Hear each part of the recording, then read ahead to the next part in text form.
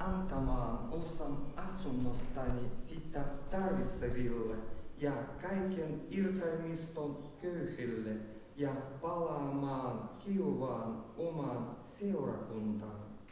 Tottelin ja tein kaiken niin kuin hän sanoi, ja kun palasin seurakuntaan, Herra sanoi minulle, että menisin opiskelemaan seurakunnan raamattukouluun, jonka jälkeen hän osoittaisi minulle asuin- ja palvelupaikan. Opiskeluaikana sain tietää, että minun palvelumuoto on viedä ihmisille Jumalan sana laulumisen kautta. Kun olin päättämässä opiskeluani, tutustuin kristillisen nettisivun kautta venäjänkieliseen leskeen, joka on asunut Vaasassa 20 vuotta. Juttelimme paljon Skypen kautta internetissä. Totesimme, että meillä on paljon yhteistä. Me todella rakastamme Jumalaa ja musiikkia. Myin auton, otin joitain tavaroita ja saavuin Vaasaan. Jumala on siunannut meidän avioliittomme ja osoittanut minulle palvelutehtävän Suomessa. Jumala on johdattanut minut tähän maahan, tähän kaupunkiin ja tähän seurakuntaan. Suomalaiset ovat mukavia ihmisiä.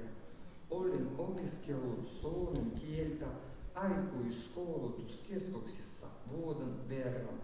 Olemme vaimoni kanssa rukoilleet Herraa johdattamaan minulle jonkun suomenkielisen ystävän, jonka kanssa voisin harjoitella suomen kielen puhumista.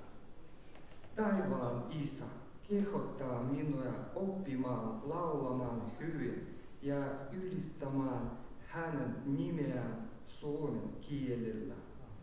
Haluan liittyä tähän seurakuntaan ja palvella luojaa täällä.